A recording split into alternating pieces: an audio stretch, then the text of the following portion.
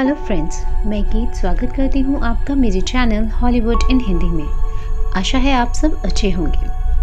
दोस्तों, आज की हमारी मूवी का नाम है द गिल्टी, जो 2021 में आई है और जिसकी IMDb रेटिंग है 6.3 आउट ऑफ 10। ये एक क्राइम थ्रिलर मूवी है जो 2018 में आई एक डैनिश मूवी द गिल्टी का रीमेक है। इस मूवी को डायरेक्ट किया है एंटोन फाक्वा ने और ये एक रियल लाइफ इंसिडेंट से इंस्पायर मूवी है। So let's dive in. कहानी की शुरुआत होती है और हम देखते हैं कि कैलिफोर्निया के जंगलों में काफ़ी भयानक आग लगी हुई है, जिसकी वजह से पूरा शहर अस्त व्यस्त था। इधर हम लॉस एंजलिस के 911 कॉल सेंटर में जो बायलर नाम के एक आदमी को देखते हैं, जो एक LAPD ऑफिसर है जो 911 कॉल सेंटर में डिमोट होकर आया है। उसकी तबीयत कुछ खराब होती है और वो वॉशरूम में होता है कि तभी दूसरा ऑफिसर आकर उसे बोलता है कि आज आग की वजह से हमारे पास ज़्यादा कॉल्स आएंगे। इसके बाद हम जो को अपनी सीट पर बैठा देखते हैं, जहां उसे एक कॉल आता है जो एक आदमी का था जो आग की वजह से धुएं में फंसा हुआ होता है और उसने ड्रग्स भी ले रखे होते हैं, जिस पर जो उसकी मदद के लिए एम्बुलेंस और पुलिस को भेजता है। नेक्स्ट जो को अपने सेल फोन पर एक और कॉल आता है जो एक रिपोर्टर का होता है, जो से उसके केस के बारे में पूछती है, जिस पर जो भड़क जाता है और उसे कभी भी कॉल करने के लिए मना करता है। जो को फिर एक और कॉल आता है जो किसी मैथ्यू नाम के आदमी का था, जिससे एक औरत ने लूट लिया होता है। जो उसे उस औरत का डिस्क्रिप्शन पूछता है, जिससे जो को पता चलता है कि वो औरत एक प्रोस्टिट्यूट होगी। जो उस आदमी की मदद के लिए पुलिस को इन्फॉर्म करता है, जहां उसकी बात ऑफिसर बिल से होती है, जो पहले ऑफिसर बिल के साथ ही काम करता था, जो के ऊपर एक केस चल रहा होता है। एक्चुअली 8 महीने पहले जो ने एक 19 साल की लड़की को ड्यूटी के समय जान से मार दिया था, जिसकी वजह से उसे डिमोट करके कॉल सेंटर में भेज दिया गया। उसी केस की लास्ट हियरिंग कल ही है, जिसके बाद कोर्ट फैसला सुनाएगी और इसी वजह से वो रिपोर्टर भी बार बार जो को कॉल कर रही थी। ऑफिसर बिल जो को कहते हैं कि कल हियरिंग के बाद जो बेगुनाह साबित हो जाएगा और वो लोग फिर से साथ में काम करेंगे, जिस पर जो हाँ बोलता है। फिर वो मैथ्यू की लोकेशन ऑफिसर बिल को सेंड करता है और मैथ्यू को मदद पहुंचाता है। इसके बाद जो अपना फ़ोन देखता है, जिस पर उसकी बेटी का फोटो होता है। वो अपनी बेटी से बात करने के लिए अपनी पत्नी जेस को कॉल करता है। जो और उसकी पत्नी जेस 6 महीने से अलग अलग रह रहे होते हैं और उसकी बेटी अपनी माँ के साथ ही रहती है। जो जेस के पास फ़ोन लगाता है बट कॉल वॉइसमेल में जाती है। इसके बाद जो अपनी सीट पर वापस आकर बैठ जाता है। उसका फ़ोन रिंग होता है, जिस पर जो का ध्यान नहीं होता, तो उसके साथ बैठा आदमी जिसका नाम मैनी है उसे फ़ोन उठाने को बोलता है। जो फ़ोन पिक करता है और ये किसी एमिली लिंगटन नाम की औरत का कॉल होता है, जो से ऐसे बात कर रही थी जैसे वो अपने बच्चे से बात कर रही हो। जो को लगता है कि कोई मजाक कर रहा है, बट जब वो औरत रोने लगती है तो जो को समझ आता है कि कोई तो प्रॉब्लम है। वो एमिली को हाँ या ना में जवाब देने के लिए कहता है और पूछता है कि क्या उसका किडनैप हुआ है, जिस पर एमिली हाँ बोलती है। जो सुन पाता है कि कोई आदमी पीछे से एमिली से फ़ोन मांग रहा होता है, जिस पर एमिली उस आदमी को बोलती है कि उसकी बेटी सिर्फ उसी से बात करना चाहती है। वहाँ एमिली जो को ये भी बताती है कि जिसने उसका किडनैप किया है वो उसे जानती है और उसके पास हथियार भी हो सकता है। जिसके बाद जो उसकी लोकेशन देखता है और एमिली को होल्ड पर रखकर पुलिस ऑफिसर को कॉल करता है, जहाँ वो ऑफिसर को लोकेशन भेजकर उसे चेक करने को बोलता है। फिर एमिली को कॉल लगाता है और कहता है कि अगर उसे किसी पुलिस की सायरन की आवाज़ आए तो वो जो को बताए। वो एमिली से कार का कलर भी पूछता है, जिस पर एमिली वाइट बताती है और वो एमिली को कहता है कि वो उस आदमी को ऐसे प्रिटेंड कराए कि वो अपने बच्चे से ही बात कर रही है और अगर फ़ोन कट हो जाए तो वो फिर से 911 पर कॉल कर ऑफिसर जो से बात करने को बोले। इसके बाद फ़ोन कट हो जाता है और जो पेट्रोल ऑफिसर को एमिली की कार का कलर बताकर सर्च करने को बोलता है। वो लोग एक वाइट कार का पीछा करते हैं और उसे रोककर सर्च भी करते हैं, बट उसमें कोई लड़की नहीं मिलती। जो ऑफिसर को और सर्च करने के लिए कहता है, बट ऑफिसर उसे बोलती है कि उन्हें और डिटेल्स चाहिए होंगी। जो एमिली की बाकी डिटेल्स सर्च करता है, जिसमें उसे एमिली के घर का एड्रेस और फ़ोन नंबर मिलता है। जो उस नंबर पर कॉल करता है, जहां एक 6 साल की छोटी बच्ची फोन उठाती है जो अपना नाम एबी बताती है। वो एमिली की बेटी होती है जो एबी से पूछता है कि उसके साथ घर में कौन कौन है। तो एबी बताती है कि उसका छोटा भाई ओलिवर उसके साथ है जो सो रहा है और उसके फादर हेनरी उसकी मॉम को व्हाइट कार में लेकर गए हैं। एबी जो को हेनरी का नंबर भी बताती है जो उसके फादर हेनरी ने उसे याद करवाया था। जो हेनरी का नंबर लिख लेता है और उसकी डिटेल सर्च करता है जहां उसे हेनरी के खिलाफ कुछ क्रिमिनल चार्जेस भी दिखते हैं। एबी जो को बताती है कि ओलिवर को चाकू से डर लगता है जिसे सुन जो चौंक जाता है। फिर एबी बताती है कि एमिली और हेनरी झगड़ रहे थे और उनके पास चाकू भी था और फिर वो घर से व्हाइट कार में चले गए। जो एबी को बताता है कि वो एक पुलिस वाला है और वो एबी के पास पुलिस वालों को उसे प्रोटेक्ट करने के लिए भेज रहा है, जिस पर एबी बोलती है कि पुलिस वाले अच्छे नहीं होते, उन्होंने उसके फादर को उससे दूर किया था। जिस पर जो कहता है कि वो उसे प्रॉमिस करता है कि वो उसको उसके भाई और उसकी माँ को बचा लेगा और उसे जल्दी ही अपनी माँ एमिली से भी मिलवा देगा। उसके बाद वो एबी को अपने भाई ओलिवर के पास जाने के लिए कहता है और बोलता है कि जल्दी ही उसके पास ऑफिसर आएंगे और कोई भी प्रॉब्लम हो तो 911 पर कॉल करके जो से बात करवाने के लिए बोलता है। जिस पर एबी हाँ बोलकर फोन रखती है। इसके बाद जो सबको बोलता है कि अगर किसी एमिली नाम की लड़की का कॉल आए तो प्लीज उसे ट्रांसफर कर दे और फिर वो पेट्रोल ऑफिसर को कॉल करके उसे हेनरी की कार का नंबर देता है और उसके पास चाकू हो सकता है ये भी बताता है। इसके बाद वो एमिली के घर के पास वाले पेट्रोल ऑफिसर को कॉल करके एमिली के घर जाने के लिए बोलता है, जिस पर वो ऑफिसर कहता है कि वहाँ आग लगी हुई है जिसकी वजह से बहुत ज़्यादा बिजी है। वो देखते हैं कि वो क्या कर सकते हैं। इसके बाद जो का सेल फोन रिंग करता है। उसे लगता है कि उसकी वाइफ का कॉल होगा, बट ये उसी जर्नलिस्ट का कॉल होता है, जिस पर जो और भड़क जाता है और उसे फोन ना करने के लिए कहता है। इसके बाद जो मैनी से पूछता है कि अगर वो दूसरे सिस्टम से लॉगिन करेगा तो उसे सेम कॉल आएंगे, जिस पर मैनी हाँ बोलता है। इसके बाद जो एक दूसरे रूम में जाता है जहाँ कोई नहीं होता और वहाँ सिस्टम लॉगिन करता है। इसके बाद वो ऑफिसर बिल को कॉल करता है और एमिली के बारे में सब कुछ बताता है, जिस पर बिल उसे घर जाकर रेस्ट करने को बोलता है।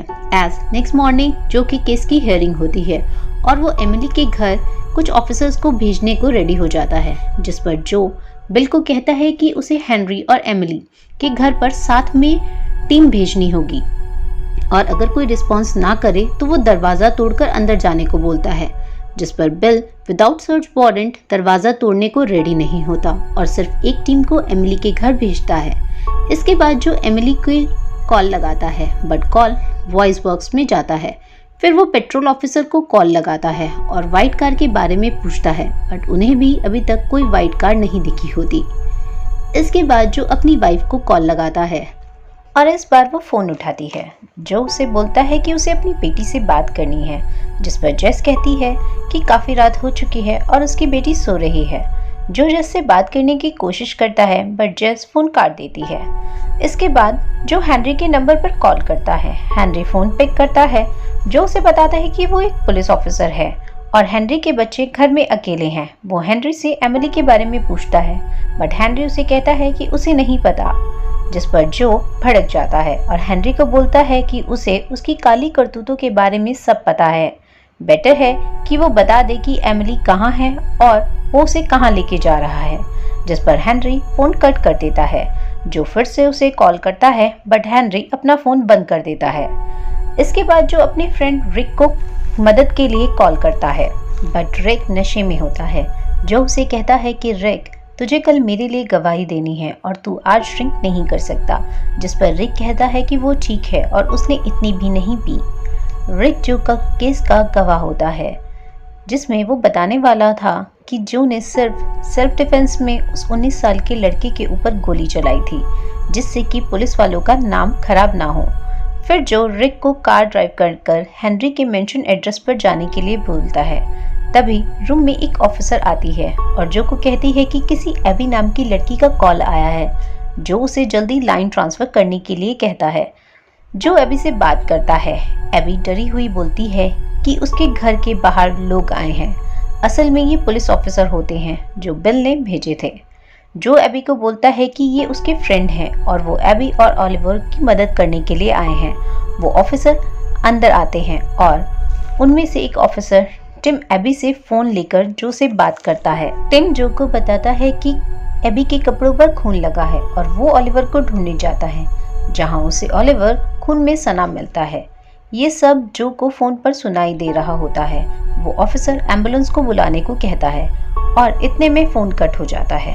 जो को ऐसा लगता है कि हेनरी ने ओलिवर को मार दिया होगा और एबी को वहीं छोड़कर एमिली को किडनैप कर ले गया होगा। तभी वहां मैनी आता है जो को कहता है कि उसका शिफ्ट खत्म हो चुका है, बट जो बोलता है कि उसे अभी काम है, जिस पर मैनी उसे उसके केस की हियरिंग के लिए ऑल द बेस्ट कहकर चला जाता है। जो हेनरी को कॉल करता है और बोलता है कि उसे पता है कि उसने क्या किया। एबी के कपड़ों पे खून लगा है और वो हेनरी को फिर से जेल भेज देगा, जिस पर हेनरी कहता है कि उसकी कोई गलती नहीं है। जो को गुस्सा आ जाता है और वो हेनरी को कहता है कि उसी की सारी गलती है, जिस पर हेनरी फिर से फोन काट देता है। इसके बाद जो को रिक का कॉल आता है। रिक कहता है कि वो हेनरी के घर में घुस गया है क्योंकि दरवाजा खुला था और घर में कोई नहीं है और बहुत सारे लेटर्स पड़े हैं, जिस पर जो उसे उन्हें पढ़ने को कहता है। तब रिक उसे कुछ समय देने को बोलकर फोन काट देता है। इसके बाद जो को एमिली का कॉल आता है, जिस पर जो एमिली को हैंड ब्रेक खींचने को कहता है जिससे कि उनकी कार रुक जाए। एमिली ऐसा ही करती है और फोन कट हो जाता है। इसके बाद जो को एक और कॉलर का कॉल आता है, बट जो उसे इग्नोर करके एमिली का कॉल का वेट करता है और एमिली का कॉल आ भी जाता है। जो एमिली की लोकेशन ट्रेस कर रहा होता है और पेट्रोल ऑफिसर को कॉल करके उन्हें भेजता है। उधर एमिली जो को बताती है कि हेनरी ने उसे कार की डिक्की में बंद कर दिया है। तब जो उसे फोन की फ्लैशलाइट से वहां कोई चीज ढूंढने को बोलता है जिसे वो एज अ हथियार यूज कर सके। एमिली को एक ब्रेक मिलती है। तब जो एमिली को कहता है कि जैसे ही हेनरी डिक्की का दरवाजा ओपन करे वैसे ही उसे अपनी पूरी जान लगाकर हेनरी पे हमला करने और वहां से भागने को बोलता है, जिस पर एमिली डर जाती है, बट जो उसे हिम्मत देता है।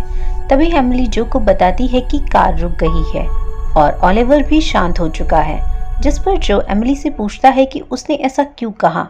तब एमिली जो को बताती है कि ओलिवर के पेट में काफी सारे सांप थे, जिसे काटकर एमिली ने ओलिवर के पेट से बाहर निकाल दिया। अब ओलिवर शांत है और खुश भी है, जिसे सुन जो चौंक जाता है और एमिली से पूछता है कि क्या तुमने काटा था। तो एमिली हाँ बोलती है और जो फोन पे सुन पाता है कि कार का दरवाजा खुलता है और एमिली हेनरी पर हमला कर देती है, जिस पर हेनरी की चिल्लाने की आवाज आती है और फोन कट हो जाता है। इसके बाद रिक का कॉल आता है जो को बताता है कि उसे हेनरी के घर में हेनरी के क्रिमिनल रिकॉर्ड के पेपर्स के साथ एमिली के मेंटल इंस्टीट्यूट के पेपर भी मिले हैं। जो कंफ्यूज हो जाता है और उसे रियलाइज होता है कि उससे काफी बड़ी गलती हो गई है। उसके बाद वो देखता है कि उनकी कार की लोकेशन के पास ही वो मेंटल इंस्टीट्यूट है जहां एमिली का इलाज चल रहा होता है। मतलब हेनरी एमिली को मेंटल इंस्टीट्यूट लेकर जा रहा था। इसके बाद जो फिर से हेनरी को कॉल करता है। हेनरी बताता है कि एमिली उसे मारकर भाग गई है। जो हेनरी को एबी के बारे में बताता है और उसे शांत करता है, जिस पर हेनरी कहता है कि एमिली की दिमागी हालत ठीक नहीं है और उसे पता नहीं है कि उसने ओलिवर के साथ क्या किया। जो हेनरी के लिए हेल्प भेजता है और पेट्रोल ऑफिसर को एमिली को सर्च करने को बोलता है। तभी एमिली का कॉल जो को आता है। वो जो को बोलती है कि वो एक ब्रिज के पास है और वो ओलिवर के पास जा रही है, जिस पर जो उसे एबी की याद दिलाता है और बोलता है कि मैंने एबी से उसकी मॉम को वापस लाने का प्रॉमिस किया है। यहाँ एमिली बोलती है कि उसने कुछ तो बुरा किया है क्योंकि उसके कपड़ों पर खून लगा है।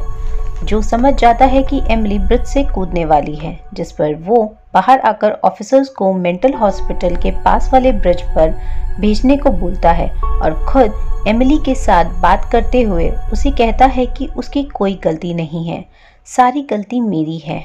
मैंने एक 19 साल के निर्दोष लड़के को मार डाला क्योंकि मुझे गुस्सा आ गया था।